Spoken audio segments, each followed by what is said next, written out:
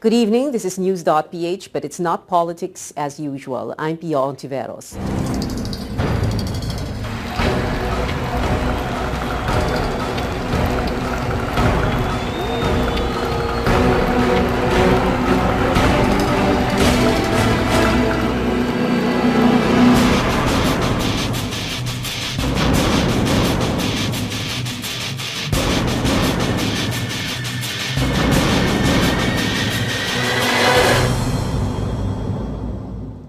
Tonight, we are privileged to have on the show Secretary Panfilo Ping Lacson, the Presidential Assistant for Rehabilitation and Recovery. Good evening, Secretary Lacson. Thank you for hosting us here in your office. Thank you for having me. Thank you.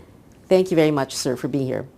Sir, can you tell us how you went about putting together the rehabilitation plan for areas that were hit by Super Typhoon Yolanda? Yes, it's a long process, and we made some innovations. No? First, I cleared with the President if we could do a bottom-up approach, meaning could we involve the local government units in the preparation of the comprehensive plan. But first, we had to capacitate the LGUs because not all of them are technically capable in the to prepare an LGU rehabilitation and recovery plan. So that's what we did. With the help of a bilateral agency, the USAID, because we received or we were given a grant of $10 million. And that's the reason why you saw when you entered that I have that's more than 100 staff, but only 12 of them are under government payroll. All of them or most of them are under the payroll of the USAID. Anyway, I cleared with the President to do a bottom-up approach so we could fast-track the preparation and implementation of the rehabilitation efforts. So that's what we did, and last July 1st, July 1, we submitted to the President. July 1, August? No, July 1. July 1. We submitted to the President 6 local government units rehabilitation and recovery plans. We call it LRRPs. And on July 18, that was 4, and on July 18 we submitted 2 more. Leyte, Tacloban City, Cebu, Samar, and Iloilo. He approved the 6 LRRPs last July 25. He announced it in the SONA. Yes. It has a funding requirement of 96.9 billion pesos. And eventually, last August 1, I submitted to him the comprehensive rehabilitation and recovery plan.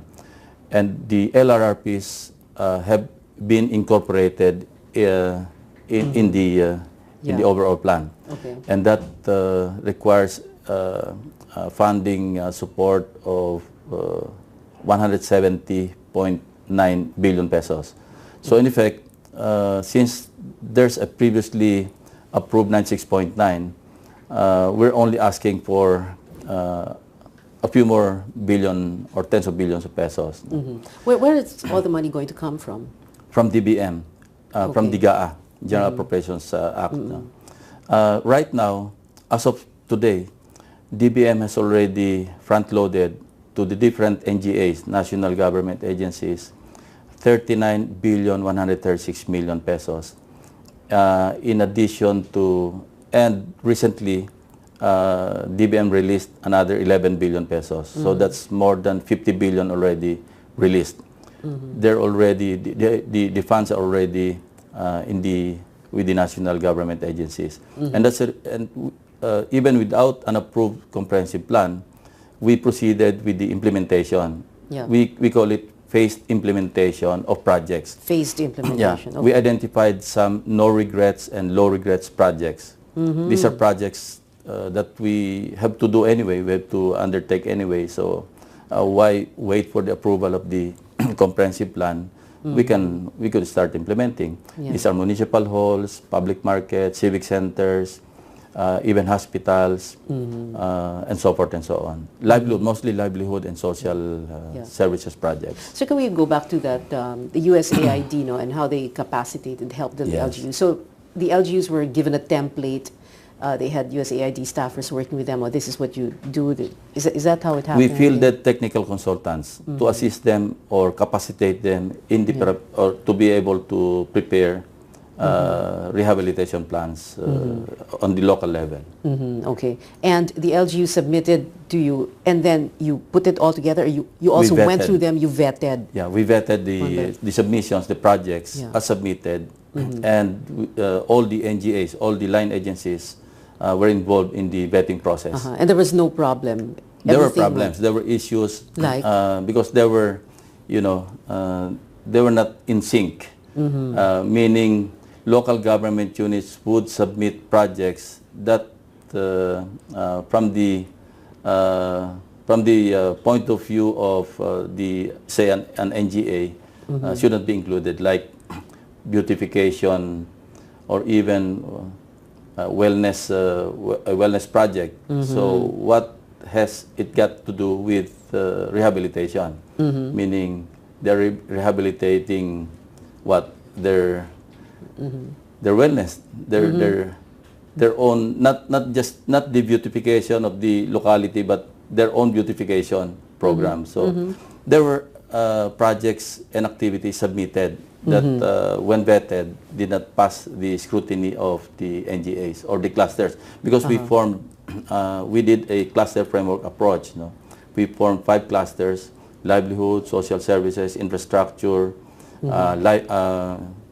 social services, and support. Support the cluster is co-chaired by NEDA and DBM. They will address the cross-cutting issues, policy issues like funding, issues like suitable sites for settlement,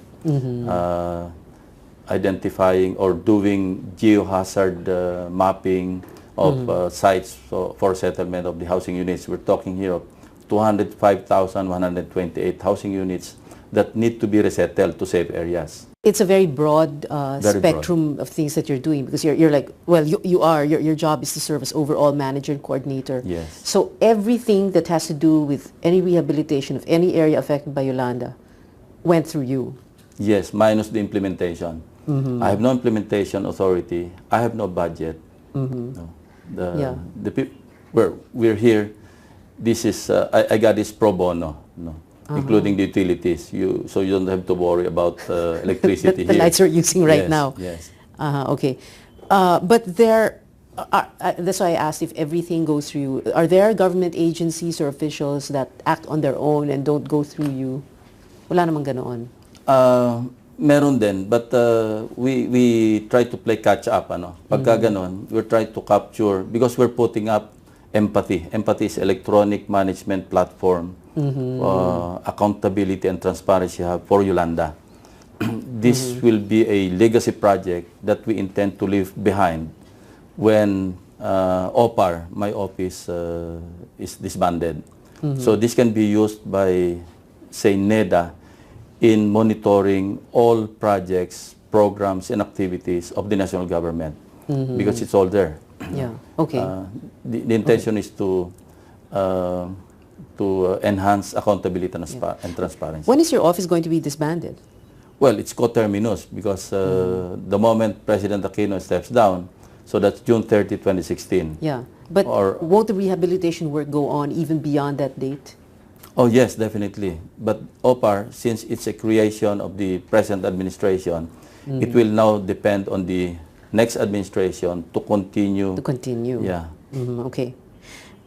What is most challenging about this job that you're doing? Well, the most challenging part is the limitation, the restrictions, because I'm not used to being a coordinator.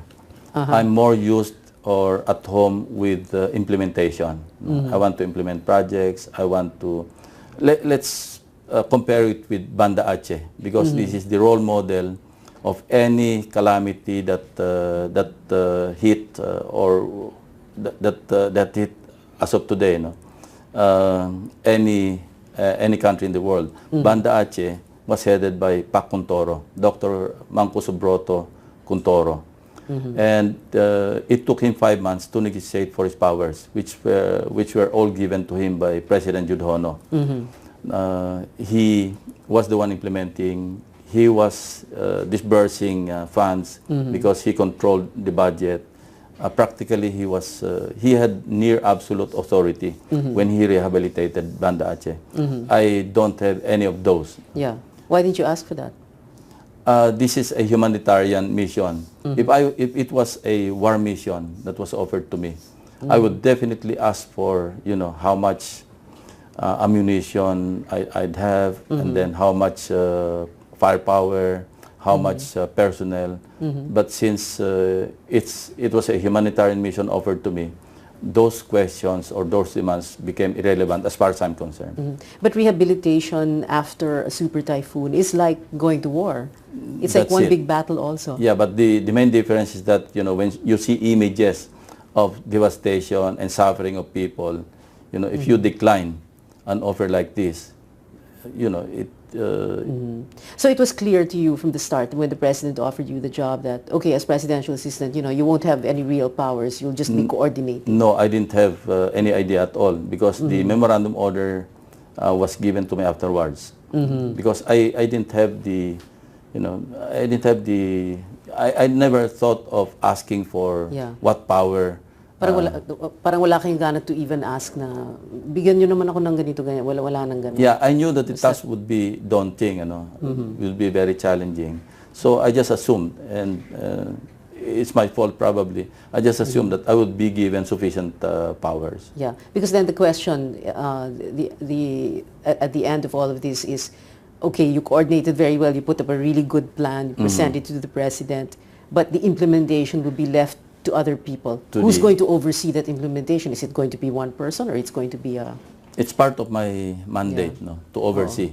But that's just about it, you know, mag-oversee, but I couldn't do anything about it. If I see some shenanigans in the implementation of the projects, if I would see some corruption attending the implementation, that's all there is to it. Okay. I will just have to report to you, or to the president, or to media, to the public.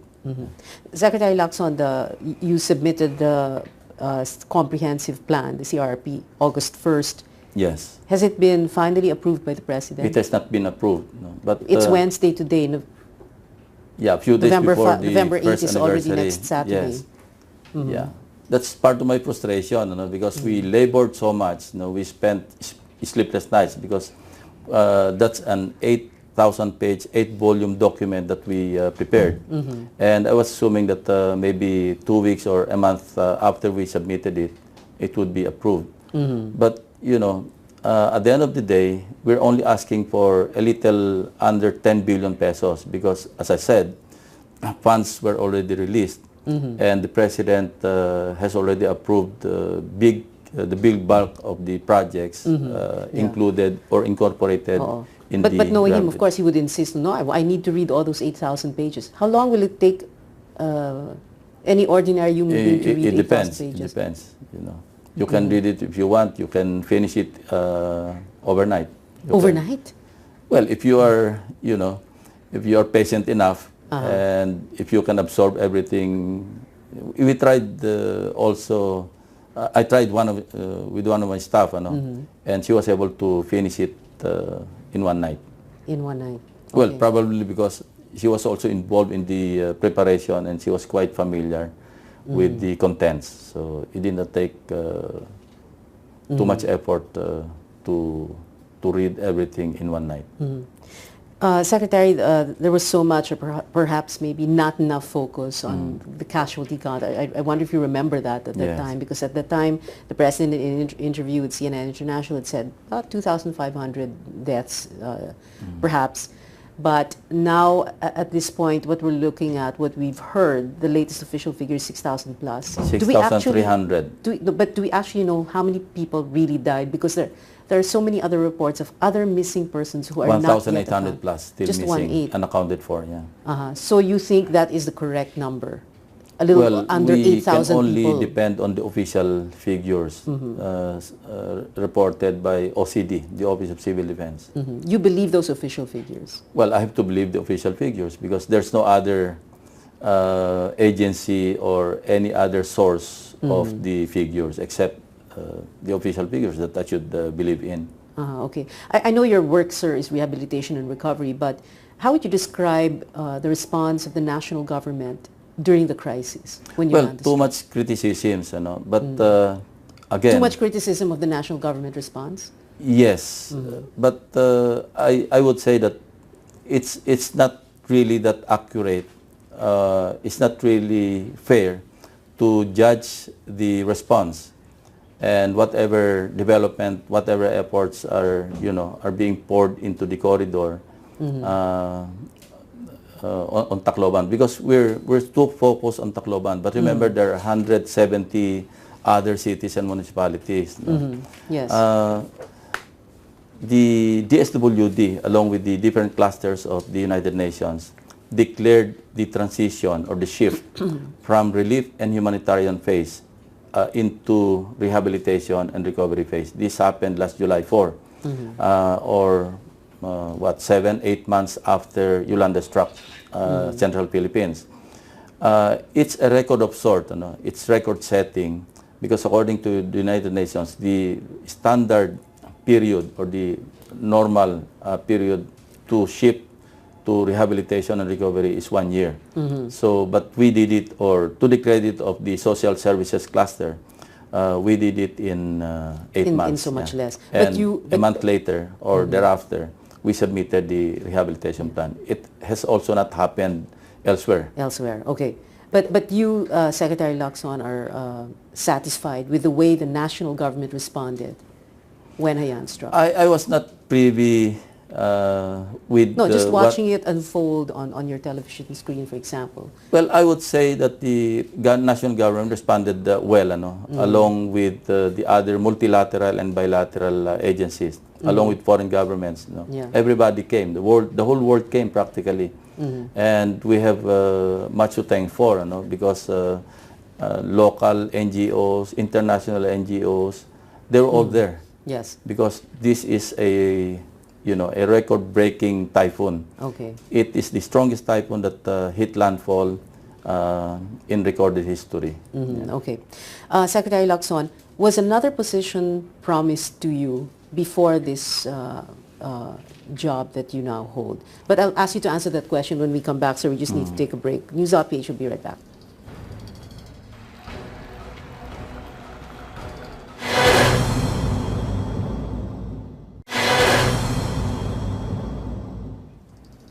Welcome back. This is News.PH. I'm Pia Ontiveros. Still with us, Secretary Ping Lacson. Secretary Lacson, was another position promised to you or offered? Nothing was formally offered, but informally offered. Yes. What position was that? Anti-corruption, anti-crime czar. Anti-crime czar. In one, anti-corruption and anti-crime czar. Yeah. Okay, separate and distinct from the Secretary of the Interior and Local Government. Yes, yes. Why was that position offered to you? Well, yun ang napag-usapan before, before Yolanda came or Yolanda struck. We had some informal discussion with the President regarding such offer. But, as things turned out, it did not materialize. So, here I am. Yeah. But, so because of Yolanda, then this job was offered. But anti-corruption, anti-crime, that is still... I would have been more, at home, at ease. Doing anti-crime, anti-corruption tasks. Well, there was a lot of rumors, many rumors that you were slated for another cabinet post beyond this, besides this job. No, we have less than 2 years. It's pointless, if another job will be offered. Yeah. I don't. But there was an informal talk about it with you. No. Not even? Not even, yeah. Okay. So maybe it's just people projecting. Projecting kung saan kayo pupunta. Well, maybe. Secretary, before the investigation on Vice President Binay began, the focus was on PDAF and DAP, your favorite topic. Do you want closure on that? I want closure on that. I've been advocating against it since 2001, since my first term. I even delivered a scathing privilege speech on or against pork barrel. Yes, everybody remembers how on hindsight, no one stood up beside you. Okay. Yeah. So I want closure. All I right. want people, well, some senators and congressmen have been charged. No? They're facing trial now. Yeah. But And that's enough? Is that closure already? no, Hindi not, pa? that's not the That's just closure the that, tip off. yeah. We should really go more deeply into the scheme of things, whatever happened to all the billions of pesos wasted, Okay. because those are, taxpayer money. After 12, 13, 14 years as an anti-pork barrel, anti-corruption advocate, do you already have the answer to the question, how do we get rid of corruption? Do you already know the answer to that? Well, it's political will more than anything else. It's a standard response to acts of corruption, indiscriminate, arbitrary, hindi selective. That's the only way. But I remember when I was chief PNP, the primary, on top of all the efforts against corruption, against undisciplined policemen, would be leadership by example. Okay, leadership by example. So we're talking about... It's second to none, yeah.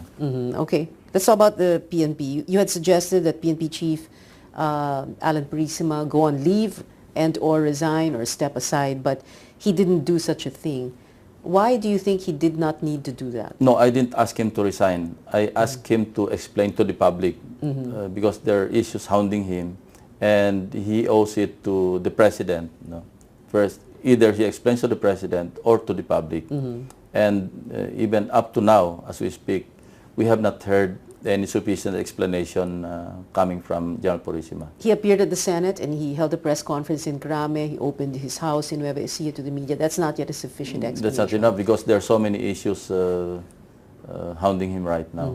But you didn't think that he needed to step aside or resign or go on leave? It as really chief depends.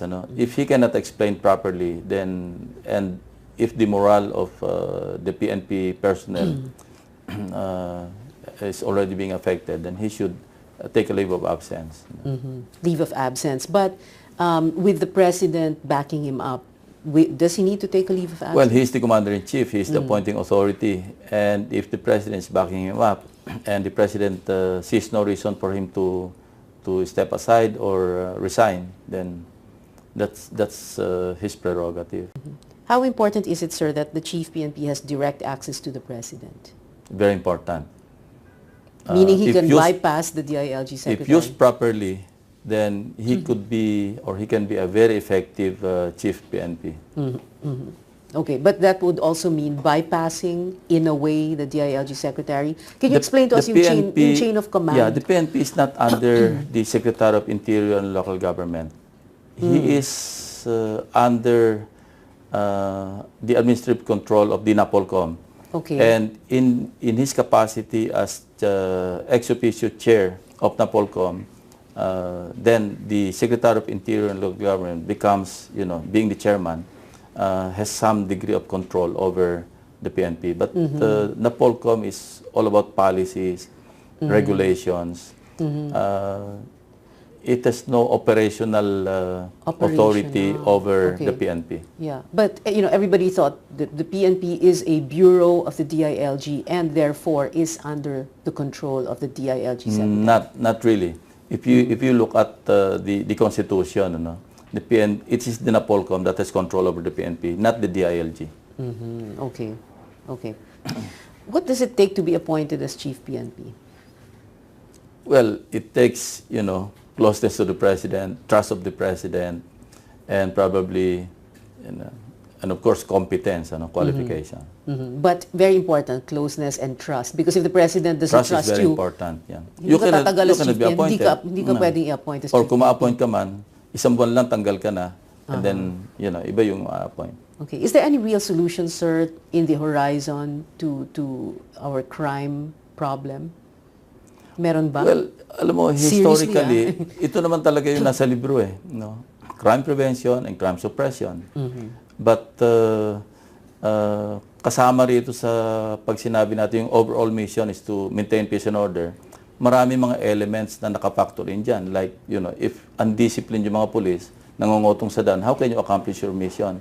Or how can you deliver the services expected by the public? So, maraming mga overriding mga activities para ma-accomplish yung mission. Okay, so cleansing the PNP is a big chunk of this. If they get that out of the way, then it might be easier. It will be easier for them to prevent crime. Yes, kasi kung efficient yung mga police and then, yun nga, hindi involved sa corruption, then they can efficiently deliver the services expected of them. Like, kung hindi bumababa yung pondo, kasi I was so frustrated when I heard General Purisima say during the Senate hearing, he stated that their efforts are hamstrung by lack of funds. That's why hindi raw bumababa yung pondo kasi kulang. I don't believe that and I won't buy that. Because, bumaba na ang pondo dati, hindi po ba? Dapat ibaba yung pondo because there's enough funds naman Hindi naman totoong kulang yung pondo. Hindi lang bumababa. When bumababa again, meaning sa mga download. Presinto, sa mga download, police station. Yeah. I remember when I was Chief PNP, I started the 85-15 distribution scheme because when I yung took 85 over, hindi nasa krame. ang 85 nasa baba, nasa frontline units. Because when I got appointed and I started accounting for the funds, ang nangyayari, at least 40.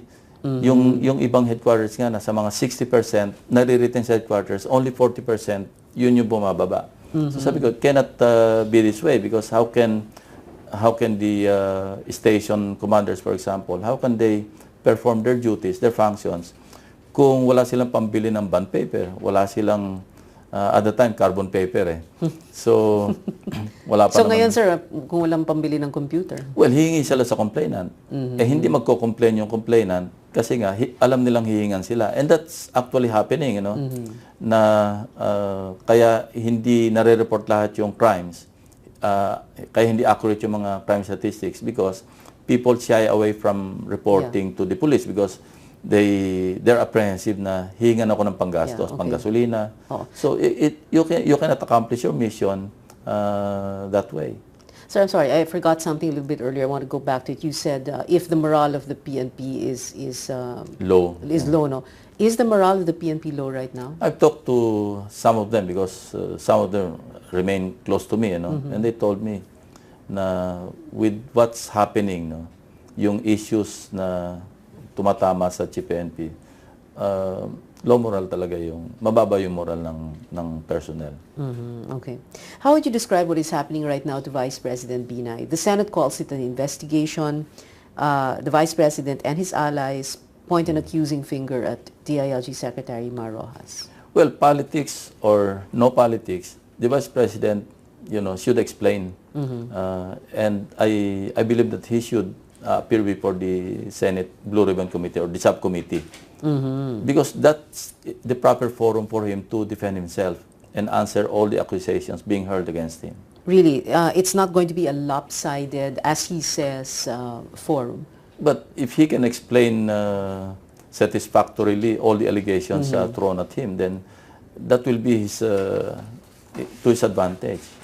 Okay. Well, is it going to help? But if he cannot explain, it won't help him. Okay. If he mababaon siya dun. Okay. But if he can explain all the accusations or allegations, it can do him, it could really propel him back to where he was 1 or 2 months ago. What would be a plausible explanation, you think, the truth. from him? The truth? Yeah. There's no other better explanation than telling the truth. I experienced the same thing. But I've proven that all the allegations, Ador Mawanay, all the accusations thrown against me, lahat naman talaga palpak din Okay. What do you think of Senator Trillanes? Well, he's gung-ho, he's fearless, to say the least. And I admire him as a person, as a senator. But parang walang limit minsan Parang dire-diretso, parang pardon the word, more often than not shooting from the hip. Senator Cayetano, Alan. He's more on the, he's researching and then he's studying before he asks questions. And Senator Pimentel is the most sober of them all. You knew I was going to Senator Gingona. Well, I was surprised that he refused to handle the investigation because that's Blue Ribbon Committee mandate. Pagka issues of corruption, dapat siya, blue, ang chairman dapat siya. ng full committee. Okay. Don't worry, I won't ask about Senator Miriam Santiago. Sir, are you through with electoral politics? When people talk to you, like do they tell you they want you to run and for what? Marami pa rin nagsasabi na why don't you give it a try, without hindi pagboto sa lima. Sabihin you're the antidote do sa mga issues ngayon because peace and order, corruption, PDAF, DAP. But of course, pasok dito, process, labas din sa kabila. At the end of the day, we talk of, is it still worth it? Tapos, it's not really easy to win an election, lalo na kung one-on-one. Kung senatorial, I can, but again, hindi pa rin ako decided if I would like to go back to the Senate. So, I'm more inclined, right now, I'm more inclined in retiring, in retirement. After, parang I've had enough of government, I've had enough of politics, I've had enough of this kind of work. So, ang inclination ko right now, yun ang sentiment ko, if you ask me, and I'll answer you very candidly, kung ngayon tayo nag-uusap talagang parang tama na, enough is enough. I think I've done enough for, more than 40 years. Parang sa akin, tama na yun. That's my mentality. That's my mindset, mindset right now. Mindset, but it doesn't look like you're about to Pia, I'll confess to you, in all my past job assignments, from a military officer, Philippine Constabulary, naging PNP, Chief PNP, Senator, yung assignment ko, I had always aspired to do better than the previous one. Yun talaga yung goal ko, yung objective ko. Malakas yung passion ko doon. But when Yolanda came, this is the only job assignment I've ever had that I'm always thinking of resigning every single day of my life. Really? Yung frustration keeps on building up. Keeps building up. Tapos every single day that I wake up in the morning to report for work, para bang it's too stressful and frustrating. Frustrating in the sense that no matter what we do, parang damay-damay. And ako yung nakaka-feel ng brunt ng mga criticisms, may basis man o wala. But, it's kind of frustrating that I wanted to do more. I wanted to accomplish more, do better. And I could have done better. I could have accomplished more had I been given all the powers and the authority that I, Can you still ask for it now? So that things will matter? Mahiyaan ako, Pia, pagdating sa paghingi ng budget. Kaya nga when ES Ochoa visited us here, because dito ginawa yung before the presentation that should have happened today, punta rito because he wanted to synchronize all consolidate all the numbers para isa lang yung boses pagdating daw kasi nga nagkakaiba-iba. So, and he noticed na maliit na tinapa yung budget. So I told him, pasensya ka na kasi hindi kami binibigyan ng budget. Ba't hindi ka humingi? Mahihain kami. So, yun. But, these are things that need not be asked. Yes. They should know that I have a big staff here. Right. Tapos, kailangan mo ng MOE. Hindi naman kailangan itanong na yun. How do they expect you to work if you don't? Yeah, but mabuti na nga lang, may mga tumutulong. Like, I have a personal friend who's the owner of the building who offered because wala akong office. Saan kami magmi-meeting sa coffee shop. Lalo mag-gastos yun. Tapos, pati nga gasoline dito, hindi reimbursable. So, yung sweldo kong 80,000 pesos as a cabinet secretary, abonado pa doon sa mga expenses na office-related, hindi yung personal expenses. And by other staff, pareho rin na experience. So sabi ko sa nila, tsaga-tsaga tayo. Anyway, ad hoc lang naman ito. Ano naman itong mission natin? Parang may nobility naman sa mission. So tsaga-tsaga tayo. But, they could see in me the frustration. And parang pag nagpaparinig ko sa kanila na siguro pagka-approve ng CRRP, pwede na tayo maghiwa-hiwalay. Then, parang they can easily understand. Paano kung i-approve itong... Mga discussions namin na out of, so many frustrations. Not to mention yung mga criticisms na which I don't deserve because wala naman ako implementation. Diba? But Secretary, so what is it that keeps you going? Well, I think it's not in my character, not in my nature to give up. Yeah, to give up. Hanggang hindi tapos yung trabaho. Okay, so when I see my people, na nagtatrabaho, parang nandito sa loob ng office, iniisip ko, bukas siguro mag-resign ako. Paglabas mo doon, nakita mo na... Paano ka naman magre-resign? Kaya nga, sub-sublatan ang ulos trabaho. So, paano magre-resign?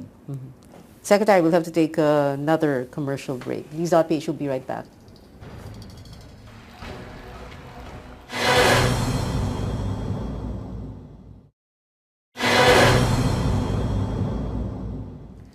Welcome back. This is News.PH. I'm Pio Ontiveros. Ping Lacson, Secretary Ping Lacson, Presidential Assistant on Rehabilitation and Recovery, former Chief PNP, Chief of the Philippine National Police, former Center, and now, like we said, Rehab Czar is our guest. Secretary Lacson, what do you think of the Pemberton Laude case? Should the focus be not on jurisdiction, custody, and the VFA, but on gathering evidence for the case? Well, gathering of evidence is very important because that will determine, the conviction or the acquittal of the accused. But it's a good thing that he's now under the custody of at least the armed forces of the Philippines. He's in Camp Aguinaldo. He's detained there. And I just hope that when the case reaches its final conclusion, logical conclusion, he would stay under the custody of the Republic of the Philippines. Even if he is in the JUSMAG installation. Well, he's still inside Camp Aguinaldo. Yes, but we're just hoping. We want to see the day when a conviction is rendered, and then he'll go straight to Muntinlupa, and not not the U.S. Embassy, not remanded to the custody of the United States through the U.S. Embassy, and then all the way to the United States. Is the VFA unfair to our country? Should we amend it or repeal it or what? I am not so familiar with the provisions of the VFA, but there are provisions there that clearly states or deals with the custody of American soldiers when they commit crimes in the Philippines. And that's being followed right now. Okay. How important is leaving behind an efficient mass transit system to the Aquino legacy? Well, that's what we need and that's what we lack, na we're left behind by other countries, pagdating sa mass transport. You look around us, lahat nando na, nasa mass transport na. Tayo, kanya-kanya pa ring kotse, kanya-kanyang bus, kanya-kanyang jeepney.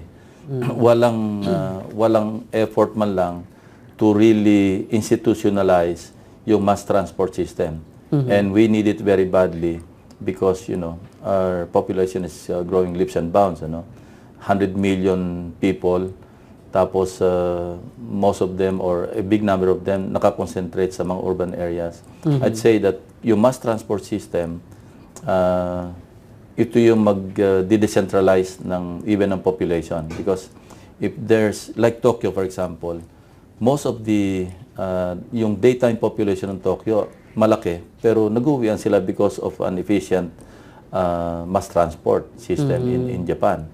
Dito sa atin, ang focus, Metro Manila, dito nakatira because of poor transport system. Okay. What were the tumultuous years of your life, sir? Was it those years in the Philippine National Police or the years in politics? The years in politics. Who made it tumultuous for you? Yung years ko o yung days ko sa Philippine National Police, very rewarding. Yun ang defining moment ko eh. In fact, ito dapat sikreto kasi passport yung ginagamit 1999 eh. Ang clue ko is best year. Kasi yun ang best year of my career, Password nyo? So, palitan nyo na yung password nyo. Hindi mo naman kung paano i-configure yun eh. Okay. Well, who made politics tumultuous for you? Well, many things, Sir, who? Gloria Arroyo. She really made my life miserable. I'll tell you what, December 2000, when I was Chief PNP, my trust and approval rating No? Mas mataas pa ako sa ibang cabinet or most of the cabinet members of former President Estrada. I was hitting 73% trust rating and approval rating. January when I filed my certificate of candidacy, January 2001, and then all the way to becoming a senator, when they started hitting me when they took over, January 21, non-stop, talagang sustained. By August of 2001, from December 2073 plus 73, I dropped to negative 13. Okay. Naubos yung trust, may utang pa. And the only consolation I had, if I may call it that, si Mike Arroyo was hitting negative 35. So, yun, that's how efficient, that's how effective yung black propaganda na tumama sa akin. Because, ano bang galit nila sa inyo? well, I can only speculate. I can only speculate because we were in good terms. When I was Chief PNP and she was Vice President. Maganda yung ano namin. Every time na meron kami, kasama kami sa mga speaking engagements, occasions, I would always introduce her as the next President of the Philippines because she was very popular as Vice President. I can only speculate, and may basis naman siguro ako sa pag-speculate. When they took over in January 2001, maybe they were looking at the horizon, yung political horizon. Sino ba pwede natin makalaban ng 2004? Wala naman silang makikitang iba nun because I was so popular when I was Chief PNP. So, sino yung malapit sa 2004? So, probably they saw me, kailangan sirain natin to. And that's all there is to it. Kasi wala akong makita ibang reason Why would they unleash characters like Ador Mawanay? Na in the first place, hindi ko naman kilala. I never knew him from Adam. Asan na ba siya ngayon? Si Hindi ko rin alam. But before nawala yung contact, he retracted, and I have a copy of his retraction. At sinabi niya parang kung sino yung handlers niya, lahat. And I've spoken to people close to the first couple at the time, after they stepped down. And they were admitting to me na talagang they were even part of the conspiracy of the, yung malevolence against. Sino yun? Sino umamin? Well, some very close people na nagkaroon din ng falling out with them. Okay. All these people, I mean, Ador Arroyo, etc. There's a whole long list. You had such a long list of enemies. It's amazing. Not enemies, detractors. Detractors. They really hated your guts. No, they're being used and they're allowing themselves to be used. Some of them are being paid. Okay. Did you feel at any point that your life was in danger? Yeah. Yes? Many times. Okay. Especially during my law enforcement days. That's why. But in politics? Oh, yeah. I could feel it, yeah. Okay. There's this line I will never forget. Alam ba ni Mrs. To? Yeah. Did you think that up? Did you think up that line yourself? Discussion yan. Sino? Who came up with it? Well, ayoko na mag-mention, baka malasin pa yung mama, pero discussion ito ano yung magandang mga lines. Catchy phrase, no? Catchy phrases. Okay. At the time, famous yung isang burger chain, di ba? Na yun, merong to. So, swak na swak. Okay. Did you have to rehearse it? A few times, yes. A few times, so that you could deliver it well. Properly. Okay. Whatever came of that investigation? Wala rin, Well, meron din, but it was during their time. They had all the power over, the bureaucracy. So, wala talaga siguro. Yeah. But at least, I've taken my case before to the people. Yeah. So, and to me, that's good enough. You were very brave to do that. Hindi ba? PMA Lingko, very brave.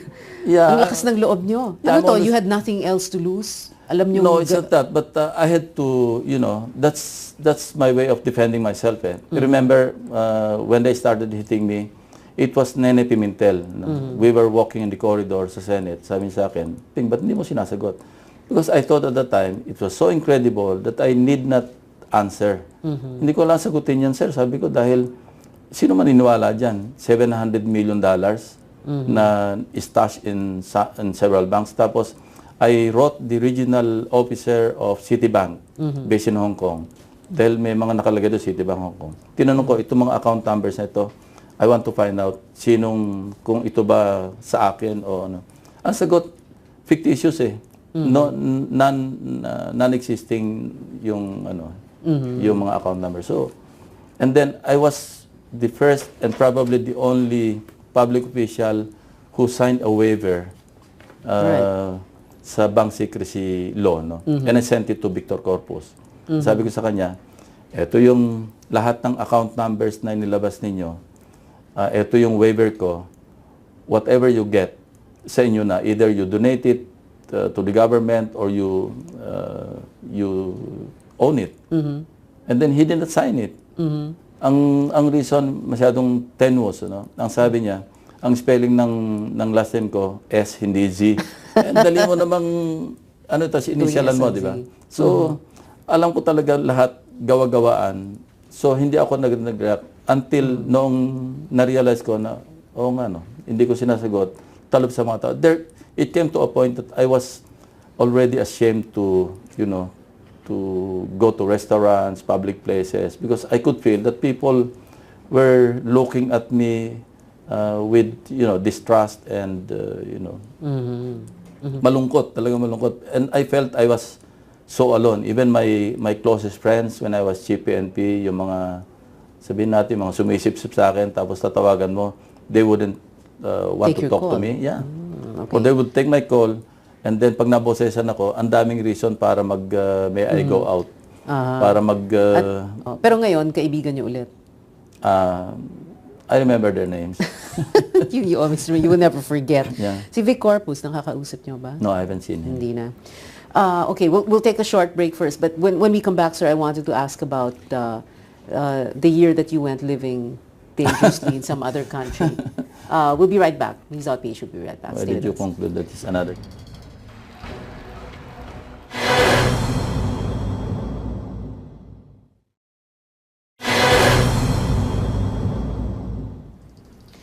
This is the last stretch of News.PH. Secretary Ping Lacson is with us. Secretary Ping, where in Europe did you go into hiding? Amsterdam. Amsterdam? Yeah, and Germany. Why those two places? Doon ako may kaibigan. One is a former soldier who worked under me, who worked there since mid-70s. Former soldier, meaning PC, mga sundalo PC, nyo, yeah. mga sargento, ganon. And the other? The other one is my wedding godson, who's a foreigner, married to a Filipina. Okay. So they took care of me. Doon lang, and then maybe other areas. What prepared you for life on the run? Nothing? Everything? Prepared? Yeah. What? I mean, what prepared you for life on the run? Because, sometimes you think you're not prepared for it, and then when you're there, you cope. Well, I was just, I just felt that I would not allow myself to be behind bars even for a minute for something that I did not do. I did not commit. So ayoko yung pagtatawanan ako ni Gloria, nakita mo, andyan ka. Kasi pababa na lang sila eh. Paalis na sila sa pwesto, but they really made sure. Yung evidence presented against me, hindi naman evidence at all eh. And then the judge, the judge handling the case, we tried our best to inhibit her or to make her inhibit from or recuse herself from the case because she was a candidate for promotion. And Gloria Macapagal-Arroyo was the appointing authority at the time. Okay. The warrant of arrest was issued February 5. She breezed through the JBC vetting February 8. And February 5 was a Friday. Over the weekend, pasado agad sa JBC, and a week later, she was appointed. So, yun lang ang nag-confirm nung lahat ng suspicion ko na talagang yung goose ko talagang cook na. Had she inhibited, I might have considered, facing trial. Pero kitang-kita ko, a warrant of arrest would be forthcoming. Meron pa ba bang ibang choice? Tapos you'll suffer probably 5 years, 10 years while the trials. So how did you get out of the country? Siyempre. The regular. Yeah, regular. Kasi wala naman akong warrant. That CCTV that showed you going through the immigration. Wala naman akong warrant of arrest nun eh. Wala naman akong whole departure order. How did you come back? Through regular? No, medyo hindi regular. Kasi where did you pass? The back door? Yeah. Yeah, because You I used was, your own passport or what? no, it was a travel document issued. One way yun travel document. Because yung passport ko nag-expire Hindi na pwedeng gamitin. Saka cancelled So, I had some contacts, na hindi naman kailangan kasi entitled naman ako to apply for a travel document. Yeah. But I did something naughty just to, because I was imagining people like Jok Bolante and the others would be coming home. Tapos paggaguluhan ng media. And ayoko nang ganun At ayaw although naman, I was already a free man, Oo. Na At hindi naman siguro kayo the type na magpapa-stretcher, magpapa-ambulansya, magpapa-wheelchair. Hindi, pero I was a free man, di ba? Tapos na yung case Okay. Ayoko lang nung masyadong fanfare. Kaya ginawa ko nga, I diverted my flight. Dapat sa Naiya, di ba? So, nag-ano ko na Cebu. And then, kinat ko pa nga yung mga ko para walang trace Okay. Why didn't you get caught? Because probably of my own experience, because I was used or I'm used to catching criminals, so I would know how to evade. Escape and evasion tactics. Yes. Okay. But those were the loneliest days of my life, kasi you were alone, away from your friends. You wouldn't know if you would ever come back, if you would ever see your family, your friends. Were you able to keep in touch with them in any way whatsoever? Through fictitious email addresses, mga ganun. Email only? Yeah, email and Skype? Wala pang Skype, no?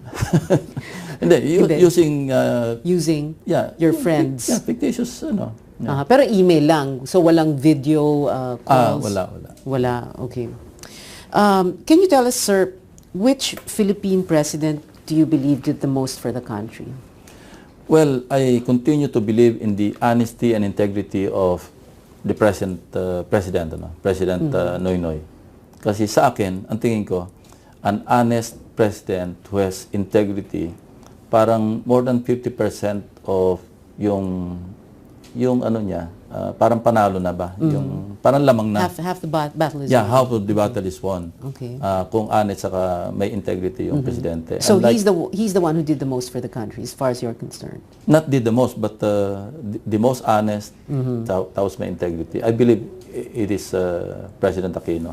Yeah. Can you describe him to us in your own words? Well, I mean, apart from honest, we know that already. Yeah, masyadong detalyado No, yung bang I've attended a few cabinet meetings, even yung small clusters, cabinet clusters. Siya, sobrang detalyado and walang makakalusot sa kanya. Walang makakalusot. Yun, that's the proper word. Yeah. Kaya hindi pa niya pinipirmahan yung 8,000 page. Gusto niyang basahin isa't isa. Well, I don't know. I don't know about that. He has his own reasons for not signing it yet. Okay. What kind of a president do we need in 2016? Well, I'm looking at a Lee Kuan Yew type of a president, benevolent, but yung talagang hindi magnanakaw, kundi hindi allow na may magnanakaw. Kasi that's one issue that's killing us as a country. Remove corruption in this country and we'll go places. Okay. So is there someone who fits the bill right now? Well, yeah, meron. Who? I cannot name names, but I'm sure. Why not? Because that's my next question. Have you decided who you're going to support? Who you will vote? Well, I'll just choose my candidate when the certificates are filed.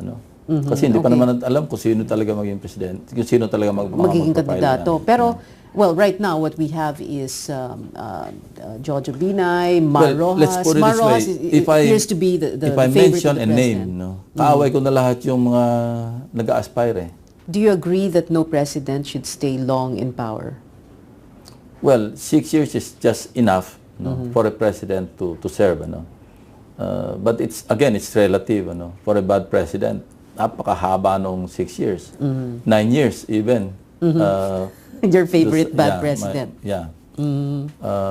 Pero sa good president, kulang din yun kasi 3 years, magpaplano ka pa lang dyan Okay.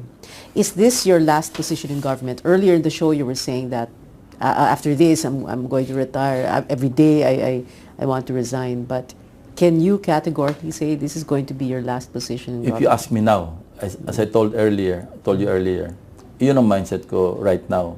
Probably, because of the frustrations, not only dito sa present job assignment ko, but with government. Kasi parang baba na ng perception ng tao sa government. With all the controversies, yung issues ng corruption, parang nakakawalang gana. Parang ganun. Kaya siguro yun ang nakakadala ng mindset. But again, sabi ko nga, you ask me now, I'll answer you na yun ang mindset ko ngayon. Okay. Earlier you were saying that you're looking at a Lee Kuan Yew, benevolent, yung hindi magnanakaw, etc. Are you thinking a bit of yourself?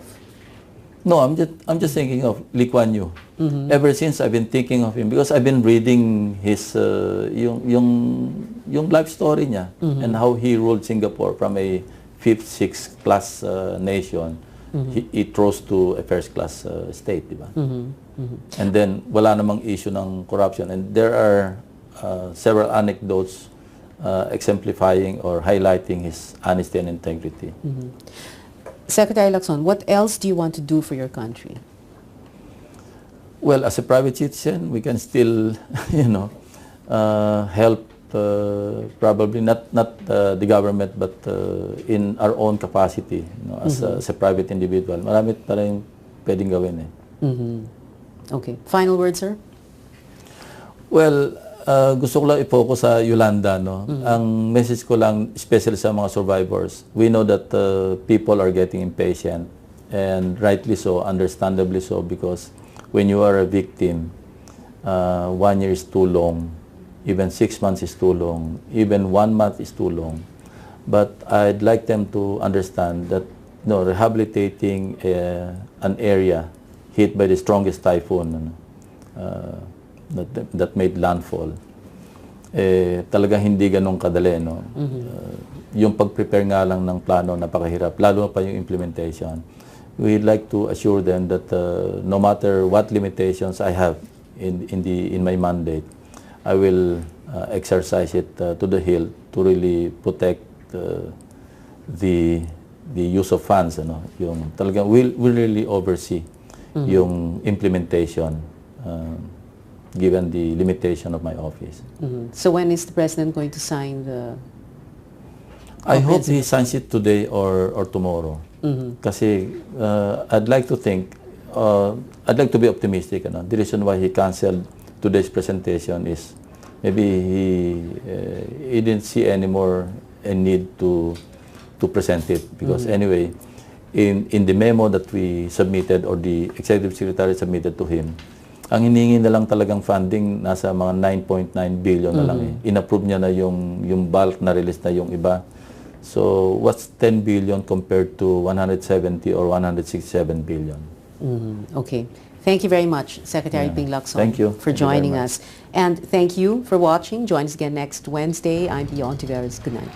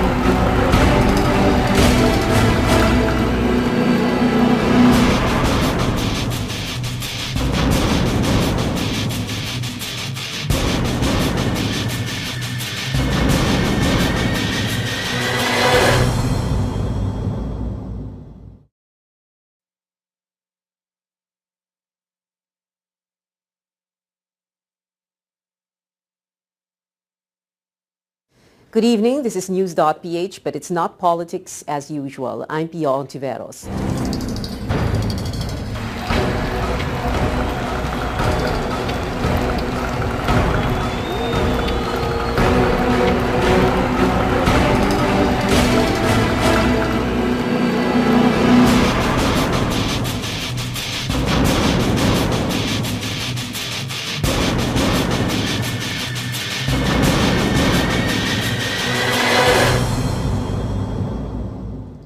Tonight, we are privileged to have on the show Secretary Panfilo Ping Lacson, the Presidential Assistant for Rehabilitation and Recovery. Good evening, Secretary Lacson. Thank you for hosting us here in your office. Thank you for having me. Thank you.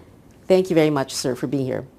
Sir, can you tell us how you went about putting together the rehabilitation plan for areas that were hit by Super Typhoon Yolanda? Yes, it's a long process, and we made some innovations. No?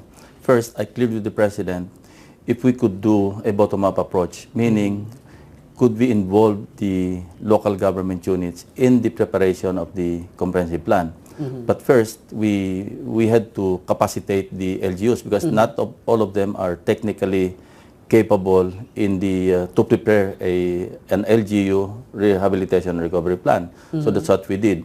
With the help of a bilateral agency, the USAID, because we received or we were given a grant of $10 million, and that's the reason why you saw when you entered that I have that's more than 100 staff, but only 12 of them are under government payroll. All of them or most of them are under the payroll of the USAID. Anyway, I cleared with the press what has it got to do with rehabilitation, meaning they're rehabilitating what their wellness, their own not the beautification of the locality, but their own beautification program. So there were projects and activities submitted that when vetted did not pass the scrutiny of the NGAs or the clusters, because we formed we did a cluster framework approach. No? We formed 5 clusters: livelihood, social services, infrastructure, social services, and support. Support cluster is co-chaired by NEDA and DBM. They will address the cross-cutting issues, policy issues like funding, issues like suitable sites for settlement,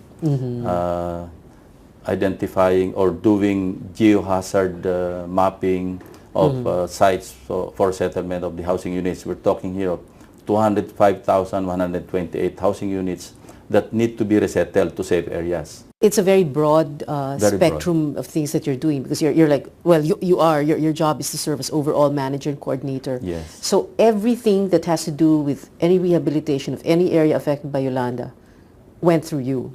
Yes, minus the implementation. I have no implementation authority. I have no budget. No. We're here. This is I got this pro bono, no, including the utilities. So you don't have to worry about electricity. The lights we're using right now. Yes. Okay, but there. That's why I asked if everything goes through you. Are there government agencies or officials that act on their own and don't go through you? Wala namang ganoon. Meron din, but we try to play catch up. Pagka ganon, we're trying to capture, because we're putting up to do a bottom-up approach, so we could fast-track the preparation and implementation of the rehabilitation efforts. So that's what we did, and last July 1st, July 1, we submitted to the President. July 1, August? No, July 1. July 1. We submitted to the President 6 local government units rehabilitation and recovery plans. We call it LRRPs. And on July 18, that was 4, and on July 18 we submitted 2 more. Leyte, Tacloban City, Cebu, Samar, and Iloilo. He approved the 6 LRRPs last July 25. He announced it in the SONA. Yes. It has a funding requirement of 96.9 billion pesos. And eventually, last August 1, I submitted to him the comprehensive rehabilitation and recovery plan. And the LRRPs have been incorporated in the overall plan. Okay. And that requires funding support of 170.9 billion pesos. So in effect, since there's a previously approved 96.9, we're only asking for a few more billion or tens of billions of pesos. Where is all the money going to come from? From DBM, from Okay. DGA, General Appropriations Act. Right now, as of today, DBM has already front-loaded to the different NGAs, national government agencies, 39,136 million pesos. In addition to, and recently, DBM released another 11 billion pesos. So that's more than 50 billion already released. They're already, the funds are already with the national government agencies. And that's even without an approved comprehensive plan, we proceeded with the implementation. Yeah. We call it phased implementation of projects. Phased implementation. Yeah. Okay. We identified some no regrets and low regrets projects. These are projects that we have to do anyway, we have to undertake anyway. So why wait for the approval of the comprehensive plan? We could start implementing. Yeah. These are municipal halls, public markets, civic centers, even hospitals, and so forth and so on. Livelihood, mostly livelihood and social services projects. So can we go back to that, the USAID, and how they capacitated, helped the Yes. LGUs? So the LGUs were given a template. They had USAID staffers working with them, or this is what you do. Is that how it happened? We fielded technical consultants to assist them or capacitate them in the or to be able to prepare rehabilitation plans on the local level. Okay. And the LGU submitted to you, and then you put it all together. You also went through them, you vetted. Yeah, we vetted the submissions, the projects as submitted, and all the NGAs, all the line agencies were involved in the vetting process. And there was no problem. There were Everything problems. There were issues Like? because they were not in sync, meaning local government units would submit projects that from the point of view of say an NGA shouldn't be included, like beautification or even a wellness project. So empathy is electronic management platform, accountability and transparency hub for Yolanda. This will be a legacy project that we intend to leave behind when OPAR, my office, is disbanded. So this can be used by, say, NEDA in monitoring all projects, programs, and activities of the national government because it's all there. Yeah. Okay. The intention is to enhance accountability and transparency. When is your office going to be disbanded? Well, it's coterminous because the moment President Aquino steps down, so that's June 30, 2016. Yeah. But won't the rehabilitation work go on even beyond that date? Oh, yes, definitely. But OPAR, since it's a creation of the present administration, it will now depend on the next administration to continue. To continue. Yeah. Okay. What is most challenging about this job that you're doing? Well, the most challenging part is the limitation, the restrictions, because I'm not used to being a coordinator.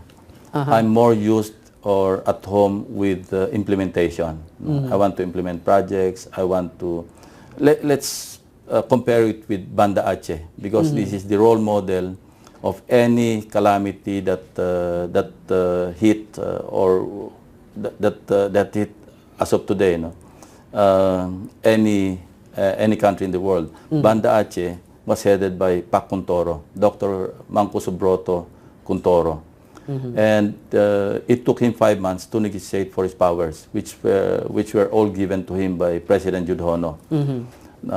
He was the one implementing he was disbursing funds because he controlled the budget practically